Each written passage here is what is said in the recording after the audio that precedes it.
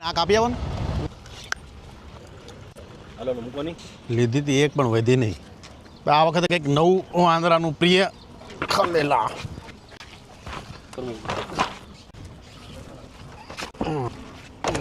ભાઈ હું જ્યારે આવું ના તમે જો જેટલા બચ્ચાવાળી માદા જુઓ તમે બધા પોતપોતાના બચ્ચા લઈને આવ્યા છે. મોસ્ટલી તમે વાંદરા જોશો તો બધા એના બચ્ચા રહેવા છે. જુઓ ઓ માય ગોડ એ બધા જોઈ છો.